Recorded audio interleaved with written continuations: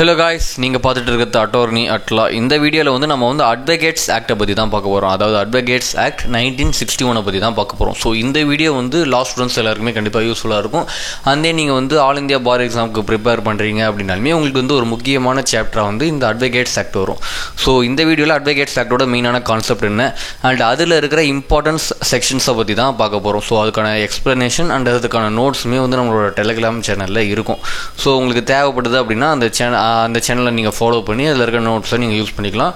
உங்களோட மற்ற லா ஸ்டூடெண்ட்ஸ்க்குமே ஷேர் பண்ணிங்க அப்படின்னா அவங்களுக்குமே ரொம்ப பெனிஃபிட்டாக இருக்கும். ஸோ இந்த வீடியோவில் நம்ம அட்வொகேட்ஸ் ஆக்ட்னா என்ன அண்ட் அதில் இருக்கிற முக்கியமான செக்ஷன்லாம் பார்க்க போகிறோம்.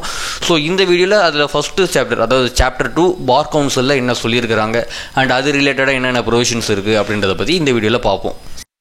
ஸோ இந்த ஆக்டோட இன்ட்ரடக்ஷன் அப்படின்னு பார்க்கும்போது the advocates act 1961 governs the legal profession in India and establishes the bar council of India and State bar council to regulate legal education, admission, practice rights and professional conduct of advocates.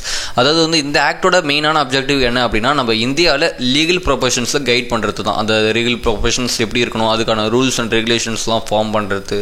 And then வந்து நம்மளோட இந்தியாவில் legal profession அப்படின்றது bar council of இந்தியாவிலையும் state லெவலில் state பார் கவுன்சிலையும் regulate பண்ணப்படுது. So அந்த பார் கவுன்சிலை govern பண்ணுறதுக்கான provisions, rights அப்படின்றது நம்மளோட அட்வொகேட்ஸ் ஆக்ட் 1961 தான் இருக்குது. ஸோ இது சொல்கிறது தான் வந்து இந்த அட்வொகேட்ஸ் ஆக்ட் 1961.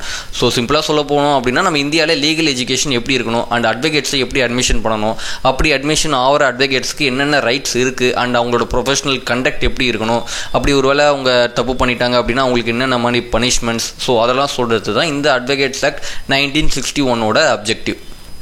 அண்ட் இந்த ஆக்டோட சாப்டர் 2ல் வந்து பார் கவுன்சில்னால் என்ன, அதோட கான்ஸ்டியூஷன் எப்படி இருக்கணும், அதோட ரூல்ஸ் அண்ட் ரெகுலேஷன்ஸ், அதில் இருக்கிற மெம்பர்ஸ்லாம் யாருன்றதை பற்றி இந்த சாப்டர் 2ல் சொல்கிறாங்க. அதில் நமக்கு வந்து செக்ஷன் 3ல் ஸ்டேட் பார் கவுன்சிலோட எஸ்டாப்ளிஷ்மெண்ட்டை பற்றி சொல்கிறாங்க. ஸோ இந்த செக்ஷன் கீழே தான் வந்து ஒவ்வொரு ஸ்டேட்லையுமே வந்து பார் கவுன்சில் அப்படின்றது எஸ்டாப்ளிஷ் பண்ணப்படுது. ஸோ வந்து இது ஒவ்வொரு ஸ்டேட்டுக்குமே தனியாக இருக்கும். அண்ட் தென் வந்து ஒரு சில யூனியன் டெரிட்டரிஸ்க்குமே தனியாக இருக்கும்.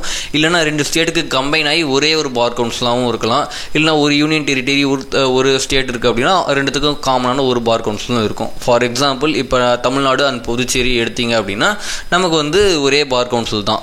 ஸோ இதை மாதிரி தான் சில ஸ்டேட்ஸ்க்கு வந்து கம்பைனாக இருக்கும், இல்லை சில ஸ்டேட்ஸ்க்கு வந்து செப்பரேட்டாகவும் இருக்கும். ஸோ இது சொல்கிறது தான் இந்த செக்ஷன் 3.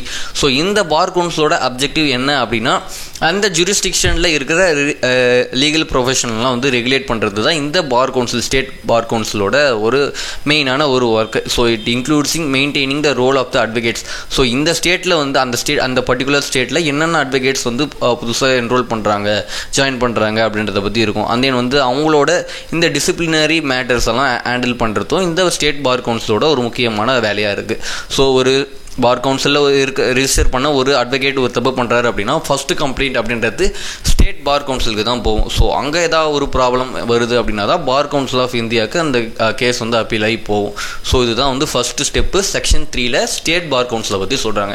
அண்ட் தென் வந்து அடுத்த செக்ஷன் 4ல் வந்து பார் கவுன்சில் ஆஃப் இந்தியாவை பற்றி சொல்கிறாங்க. ஸோ இது வந்து நமக்கு இந்தியா ஆல் ஓவர் இந்தியாவுக்கு ஒரே ஒரு பார் கவுன்சில் ஆஃப் இந்தியா தான். ஸோ இதனுடைய கண்ட்ரோலாக தான் மற்ற ஸ்டேட் பார் கவுன்சில்ஸ்லாம் வரும். ஸோ செக்ஷன் 4ல் வந்து describes the creation of Bar Council of India, the national body that oversees that legal profession across the country. So all over இந்தியாவில் லீகல் ப்ரொஃபஷன் எப்படி இருக்கணும் அப்படின்றதுக்கான சுப்ரீம் பவர் வந்து இந்த பார் கவுன்சில் ஆஃப் இந்தியா கொடுக்குற டைரக்ஷனை base பண்ணி தான் இருக்கும். It includes the members like attorney general and solicitor general and it's responsibility for setting standard for the legal education and practice. So legal education எப்படி இருக்கணும், அதோட standards எப்படி இருக்கணும், அது ப்ராக்டிஸ், ப்ரொஃபஷனல் மிஸ்கண்டக்ட்ஸ்லாம் எப்படி இருக்கணும், ஒரு அட்வொகேட்ஸ் என்னென்னலாம் பண்ணாங்கன்னா அது கண்டெம்ட் ஆஃப் த கோர்ட், அந்த மாதிரி கண்டெம்ட் ஆஃப் கோர்ட் பண்ணாங்க அப்படின்னா உங்களுக்கு என்னென்ன மாதிரி பனிஷ்மெண்ட் கொடுப்பாங்க. ஸோ அந்த மாதிரி எல்லாமே கவர்ன் பண்ணுறது இந்த பார் கவுன்சில் ஆஃப் இந்தியா தான் நம்மளோட ஆல் ஓவர் இந்தியாவை பொறுத்த வரைக்கும். ஸோ அவங்களே வந்து எல்லாமே பண்ணிட முடியாதுல்ல. ஸோ அதனால் ஒவ்வொரு ஸ்டேட்டுக்குமே வந்து ஒரு சப்சிடரி மாதிரி பார் கவுன்சில் ஆஃப் இந்தியாவோட ஒரு சப்சிடரி மாதிரி ஸ்டேட் பார் கவுன்சில் இருப்பாங்க. ஸோ இந்த ஸ்டேட் பார் கவுன்சில் ஆஃப் இந்தியாவுக்கு ஒரு செட்டின் இன்டர்வலுக்கு நடுவில் அவங்களோட ரிப்போர்ட்ஸ்லாம் சப்மிட் பண்ணுவாங்க. ஸோ அந்த ஸ்டேட் பார் கவுன்சில் என்னென்ன நடந்துட்டு இருக்கு, ஸோ அது ரிலேட்டடான விஷயங்கள்லாம் வந்து பார் கவுன்சில் ஆஃப் இந்தியாவுக்கு அவங்க ட்ரான்ஸ்ஃபர் பண்ணுவாங்க. ஸோ இதுதான் வந்து செக்ஷன் 3 and 4. செக்ஷன் 3ல் state bar council and section 4ல் வந்து bar council of India. And நமக்கு இந்த செக்ஷன் 5ல் வந்து bar council to be body corporate அப்படின்ற மாதிரி சொல்கிறாங்க. லைக் வந்து நம்ம கம்பெனி பார்த்துப்போம், கம்பெனி வந்து நம்ம ஒரு ஆர்டிஃபிஷியல் பர்சன் அப்படின்ற மாதிரி பார்த்துருப்போம். லைக் வந்து ஒரு லாவோட ஐயில் வந்து கம்பெனி வந்து ஒரு பர்சன் தான்.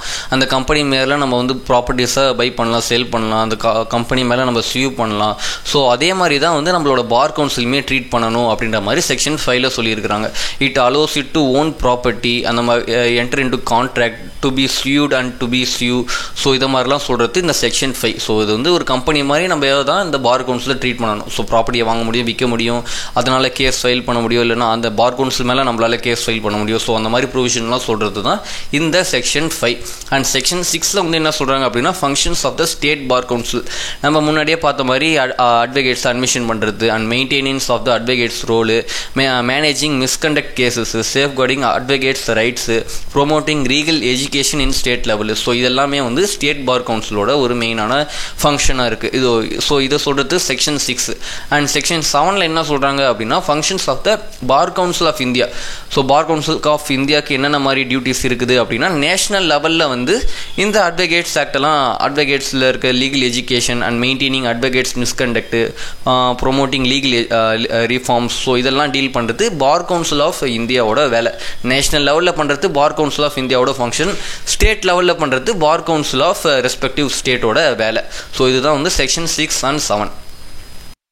அண்ட் நமக்கு அடுத்து வந்து செக்ஷன் 9ல் வந்து டிசிப்ளினரி கமிட்டியை பற்றி சொல்கிறாங்க. அதாவது வந்து ஈச் பார் கவுன்சில் ஆஃப் ஸ்டேட்லேயுமே வந்து ஒரு அந்த பார் கவுன்சிலுக்கு ரெஸ்பெக்டிவாக இருக்கிற டிசிப்ளினரி கமிட்டி அப்படின்ற மாதிரி ஒன்று இருக்கும். ஸோ அவங்களோட ஃபங்க்ஷன் என்ன அப்படின்னா அந்த பார் கவுன்சிலில் ரிஜிஸ்டர் பண்ணப்பட்ட அட்வொகேட்ஸோட ப்ரொஃபஷனல் மிஸ்கண்டக்ட் கேசஸ்லாம் ஹேண்டில் பண்ணுறது தான், அவங்களோட டிசிப்ளினரி ஆக்டிவிட்டீஸ் எல்லாம் மேனேஜ் பண்ணுறது தான் இந்த டிசிப்ளினரி கமிட்டியோட ஒரு மெயினான objective. Mandates that formation of disciplinary committee within bar council to handle allegations of the professional misconduct, ensuring integrity and professionalism of advocates. So advocates ஓட ப்ரொஃபஷனாலிட்டி, இன்டெகிரிட்டி, ஸோ இதெல்லாம் maintain பண்ணுறது தான் வந்து இந்த டிசிப்ளினரி கமிட்டியோட ஒர்க். ஸோ இவங்க தான் examine பண்ணி அந்த அட்வொகேட் வந்து கில்ட்டியா இல்லையா அப்படின்ற மாதிரி சொல்லுவாங்க. சப்போஸ் கில்ட்டியாக இருந்தது அப்படின்னா அவங்களுக்கான பனிஷ்மெண்ட் அதுவுமே வந்து இந்த டிசிப்ளினரி கமிட்டி தான் முடிவு பண்ணுவாங்க.